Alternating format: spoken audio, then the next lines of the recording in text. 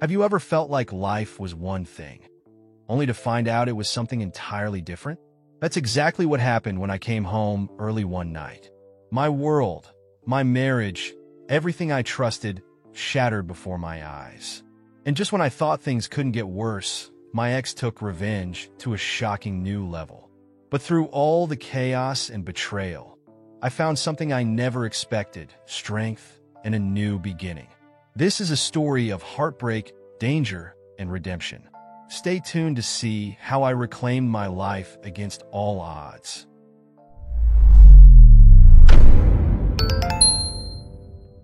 Coming home early that day, I had a strange feeling that something was off. The door was left ajar, and as I stepped inside, a wave of unease washed over me. But nothing could have prepared me for the scene in our bedroom. There she was, my wife, tangled up with another man, in the very space that was supposed to be our sanctuary. Seeing that, my world shattered in an instant. Every vision I had of our life together, every ounce of trust was crushed. Satisfaction between us? A lie, it seemed, and the intent behind her actions felt like a cold slap to the face, leaving me stunned and betrayed. My heart pounded as I tried to process what was happening, desperately searching for some explanation. It was surreal. How had I missed this? The signs must have been there, buried in plain sight. Had I been so blind, so trusting, that I ignored the cracks in our marriage?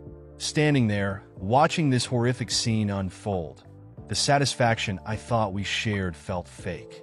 Her intentions, so blatant now, painted our whole history in a different light, and that thought sank like a stone in my gut, as if every shared memory had just been ripped apart piece by piece. Her voice, defensive and startled, sounded muffled, distant, drowned by the pounding in my ears. Questions swirled in my mind, and each one stung more than the last. As I looked at her and at him, they seemed almost satisfied, as if this betrayal was some kind of game I'd unknowingly been a pawn in. Everything, the smirks, the shared glances, the disregard for our vows, showed a clear intent that went beyond a simple mistake. It was a deep, soul-crushing breach of trust that left me questioning everything about us. I walked away with that bitter scene burned into my mind. Leaving the room, I felt the weight of every step, the walls of our home closing in on me.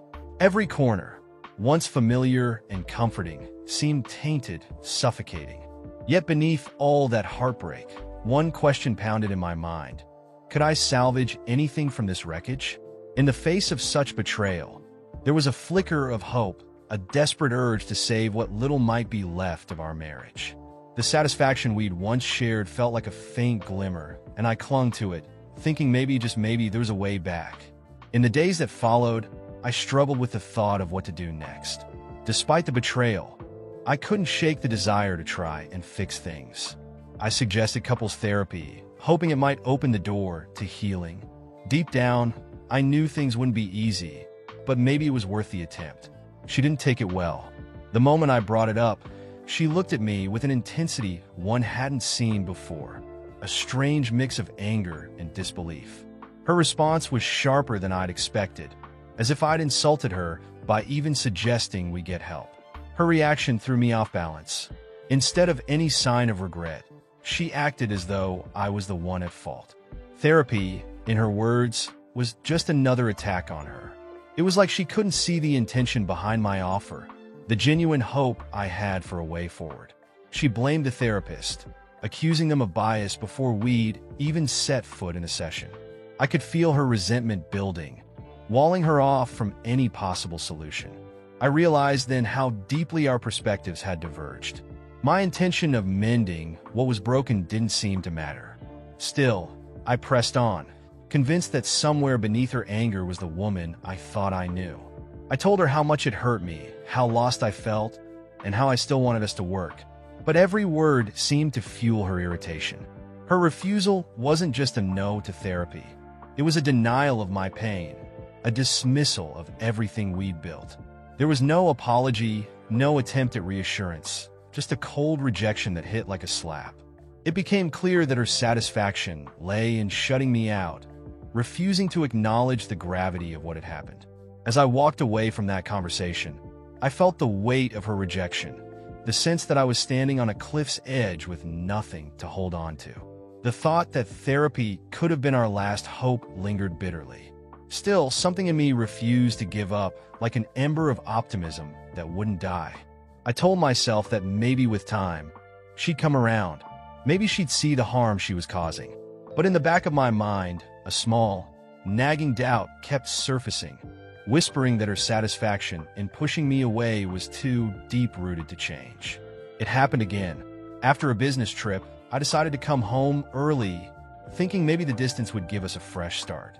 I walked in, expecting some quiet, but there was that familiar tension in the air. And once more, there they were, her and that man, right in our home, in plain sight. It felt like the universe itself was mocking me, as if my own life had become a twisted story of betrayal. This time, though, I couldn't just stand by. The shock gave way to anger, a wave of resentment that had been building since the first discovery. I confronted him, stepping between them, barely able to control the frustration coursing through me. He looked at me with the smug satisfaction of someone who'd already won. There was no shame, no attempt to justify himself. It was like he believed he had a right to be there, as if I were the intruder in my own home. The intensity of his gaze only made things worse. He showed no intention of backing down, which sent my anger flaring even higher. I felt my fists clenching, every muscle ready to act on instinct.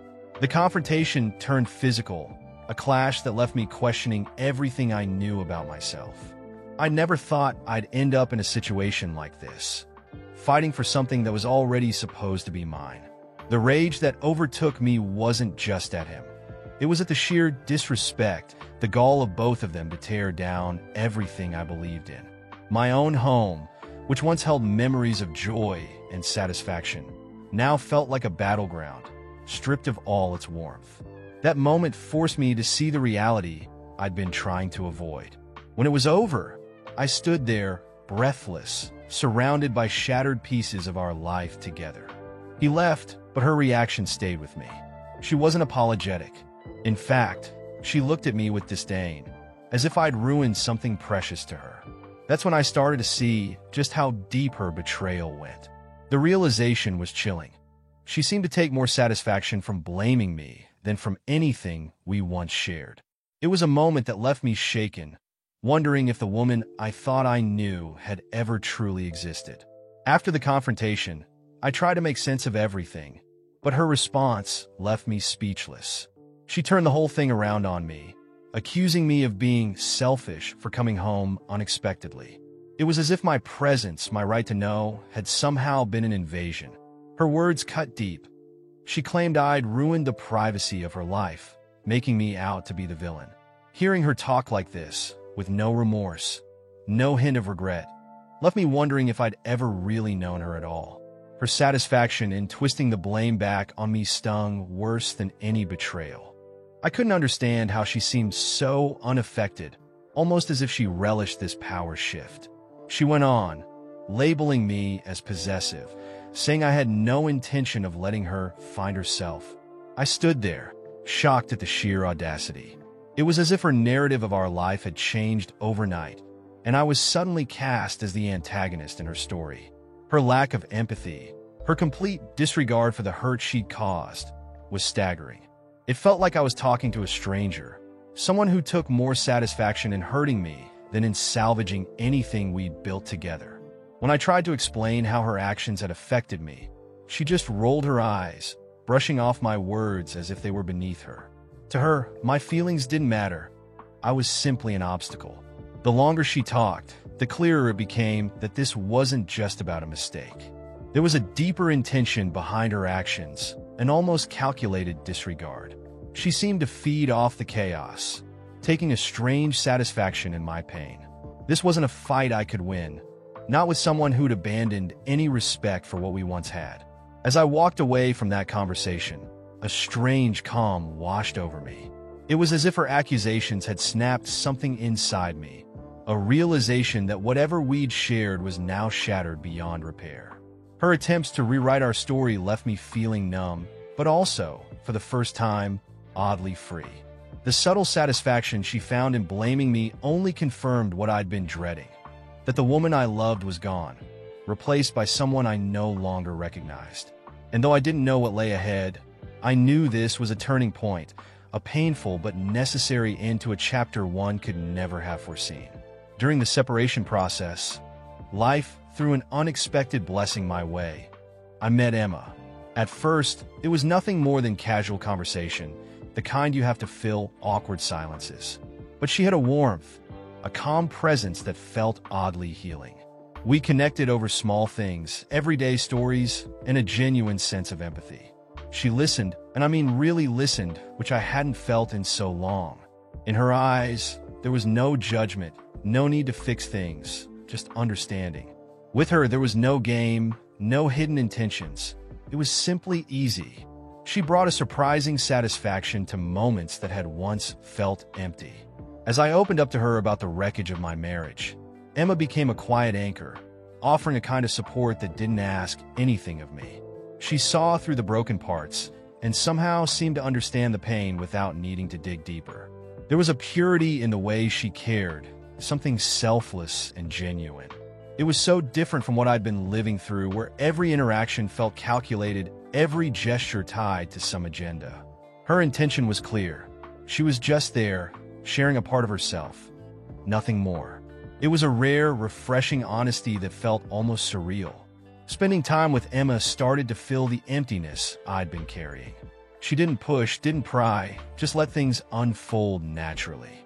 It was like finding a quiet oasis after a long, exhausting journey.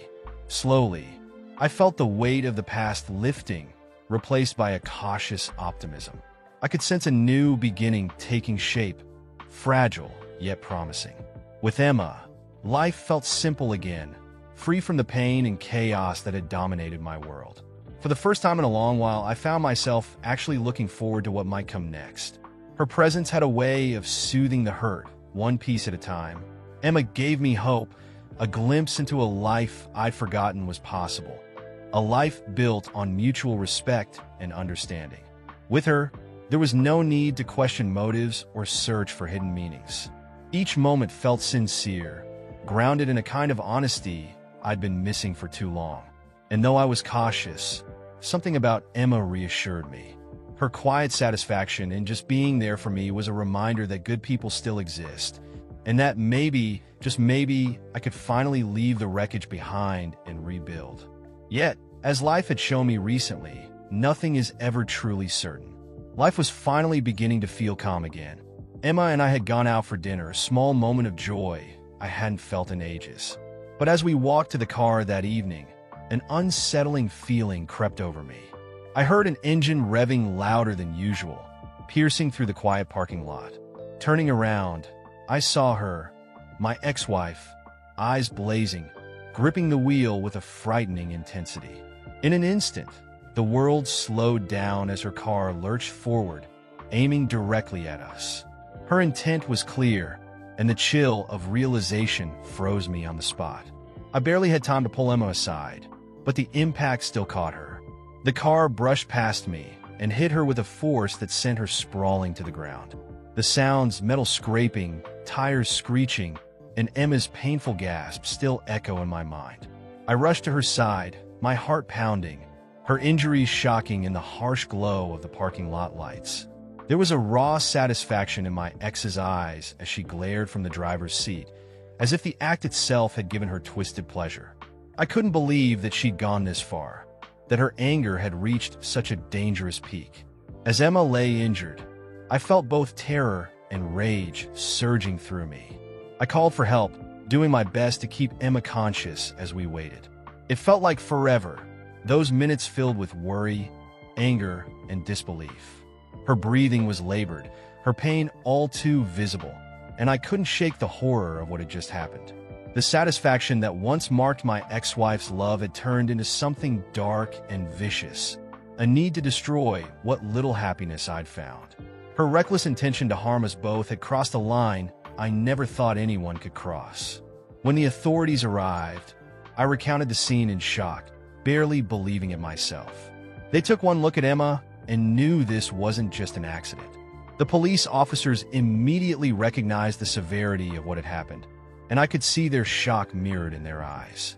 They took statements, reviewed security footage, and confirmed that this was no moment of lost control. This was a deliberate, calculated act. And as they led her away, my ex's twisted satisfaction lingered, etched into my memory. What had once been love had morphed into a dangerous obsession, and I realized that the nightmare was far from over. The days after the incident felt like a blur, the chaos of the parking lot still vivid in my mind. Emma was rushed to the hospital with serious injuries, and I stayed by her side, still grappling with the sheer disbelief of what had just happened. The police quickly gathered enough evidence, security footage, witness statements, and physical evidence, all pointing to my ex-wife as the perpetrator. It didn't take long before she was arrested. I remember standing there, watching the officers cuff her, my mind racing. Was this really happening? Was this woman, the person I had once shared a life with, now the very thing I feared the most? Her once calm demeanor had vanished, replaced with a cold defiance. She didn't speak much during the arrest, but I could see the anger in her eyes. She knew the game was up, and for the first time, I saw the woman I once loved truly vulnerable. Yet there was no remorse, no hint of guilt, just that same stubborn pride. The officers led her away, but not before I caught a glimpse of the twisted satisfaction still lingering on her face. It was almost like she was daring me to believe it, daring me to accept that she had gone this far. The disbelief was overpowering. The woman who once promised me the world had turned into something entirely different, a stranger I no longer recognized. As I sat in the waiting room at the hospital, reflecting on everything, it struck me just how far things had deteriorated. What had begun as a failed marriage had spiraled into something far darker. The police assured me that the evidence was clear and that my ex-wife would face serious consequences for her actions. Still, I couldn't shake the feeling that this wasn't over. The satisfaction she had found in hurting me, first emotionally, then physically, seemed to have no end. I had to remind myself that what she'd done was beyond what I could have ever imagined. But the reality was still hard to accept. My ex-wife, the mother of my children, was now a criminal. Even with her behind bars, I couldn't help but feel a strange sense of relief. It wasn't justice yet, but it was a beginning. The worst of it was over. As the days passed, I focused on Emma's recovery, determined to protect the fragile peace we had found together. The shock of what had happened hadn't fully worn off, but I was starting to see that there was still a chance for healing, even if it meant leaving the past completely behind. It wasn't going to be easy, but it was a step in the right direction. And for the first time in a long while, I felt like I might actually have a future to look forward to. As the investigation deepened, new evidence began to surface, casting an even darker shadow over my ex-wife's actions. It wasn't just a moment of rage, as I'd initially thought. Everything had been planned. Security footage from that night showed her arriving early, sitting in her car, almost waiting for the perfect moment. She'd spent time adjusting herself, checking her makeup, even pausing as if rehearsing what was about to happen. The cold intention behind each move was undeniable. This wasn't just a reckless act. It was something she had calculated, a plan meant to harm. The prosecutors shared the findings with me, each piece of evidence like a punch to the gut. Witnesses confirmed her strange behavior that night. She'd circled the parking lot, parked in the shadows, and seemed agitated, eyes constantly darting around as though waiting for someone to see her actions unfold. These details, small but disturbing, painted a chilling picture. This was more than just satisfaction from a moment of chaos. This was deliberate. She knew exactly what she was doing, every step of the way. I felt the weight of betrayal deepen, realizing just how far she'd intended to take her resentment. Each new piece of evidence left me reeling, but it also brought clarity. I'd once questioned if I'd misjudged her intentions, thinking maybe it was a spur-of-the-moment decision. But no, her actions spoke of a calculated desire to hurt, something dark and rooted in anger. The law now had everything it needed to pursue a harsher punishment, one that fit the level of premeditation involved. It was a strange satisfaction, knowing she couldn't talk her way out of this. She'd made her intentions painfully clear, and now, finally, justice would see her for who she truly was. In the days that followed, I started to feel a shift, a growing sense of closure. The realization that her actions were premeditated made it easier to understand that there had been nothing I could have done to prevent it. My only focus now was on moving forward, on healing with Emma, who remained a source of strength through every revelation. With each passing day, the pieces of my life began to realign, and I knew this chapter would soon come to an end. It wasn't over yet, but for the first time, I felt hope that justice would prevail. When the day of the verdict finally came, it felt like an eternity had passed since that fateful night in the parking lot. The court proceedings had been grueling, every detail of my ex-wife's calculated attempt laid bare. Witnesses, security footage, and the cold evidence of her premeditated intent all formed a damning case. As I sat there, holding my breath, I knew the stakes were high. It wasn't just about accountability. It was about reclaiming a sense of justice, of knowing that her actions would have consequences. And then, the judge delivered the decision. She would receive no financial support from me, no share of what we'd built together. Relief washed over me as the judge explained his reasoning, pointing to the severity of her actions and the evident intention behind them. It felt like a weight had been lifted, as if the grip she'd once had on my life had finally been severed. This wasn't revenge. It was the satisfaction of seeing her face the real-world impact of her choices. Her actions had been deliberate, reckless, and ultimately they had led her here. There was a strange sense of peace in knowing that I could finally move forward without the shadow of financial obligation hanging over me. Throughout the hearing, she sat there, unflinching, her expression hard and unchanged. It was as if she hadn't fully absorbed the outcome. But I knew what this meant: a complete end to the toxic ties that had bound us for so long. She no longer had any hold over me. I'd spent months agonizing over what justice would look like. And here it was, right in front of me, delivered by a judge who saw through her actions. It wasn't satisfaction alone that filled me. It was the knowledge that, finally, I was free to leave the past behind.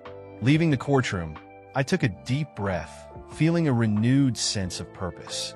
The decision gave me more than just closure. It gave me the chance to rebuild, to find peace without the constant reminders of a broken past. Emma waited for me outside, her steady presence a reminder of the life I wanted to live, one free from bitterness and conflict. I realized then that this was the real beginning, a new chapter that didn't have to carry the weight of old wounds. The judge's decision was just a step, but it was a step toward the life I'd been hoping for. In the quiet days that followed the verdict, I found myself reflecting on everything that had led me here. Memories surfaced, fragments of moments where I'd missed the signs, small warnings, tiny cracks that I'd brushed aside. Perhaps I'd wanted to believe so badly in the picture-perfect life that I ignored the flaws. But now, with some distance, I could see things clearly. There had been a pattern of manipulation, of hidden intentions beneath a facade of satisfaction. And while I couldn't go back to change any of it, I finally understood that those mistakes didn't define me. Emma became my anchor in these moments of reflection, a reminder of the strength it took to walk away. With her, things felt natural, grounded in mutual respect and care. She encouraged me to look forward rather than backward, showing me that it was okay to let go of what I couldn't control. In her presence, I found a kind of peace I hadn't felt in years. It was strange, feeling joy and lightness return after so much chaos. I realized that healing was not just possible. It was happening slowly and steadily, in ways I hadn't expected. Together, Emma and I began to rebuild a life focused on the things that mattered. Gone were the days of suspicion and doubt, replaced instead by openness and genuine care. There was no need for grand gestures or promises. We simply shared each day as it came. With each passing moment, I felt the grip of the past loosening, its hold fading as our bond grew stronger. This new beginning brought a satisfaction I hadn't thought possible, a chance to live freely, without the burdens I'd once carried so heavily. For the first time, I felt I was on solid ground. Looking back, I could see that every painful step had brought me to this place, a place of true intention, where I could finally focus on what was real and lasting. The storms of the past had shaped me, taught me lessons I would carry forward. But now, I was ready to move beyond them, to build something meaningful with someone who understood me. As I walked forward into this new chapter, hand in hand with Emma, I knew the journey had just begun. And this time, it was a journey built on trust, respect, and the quiet, enduring satisfaction of a life finally lived on my own terms. Keep watching our stories by clicking on one of the videos that appear on the screen, and don't forget to subscribe to the channel and turn on notifications to be alerted about new videos. See you next time.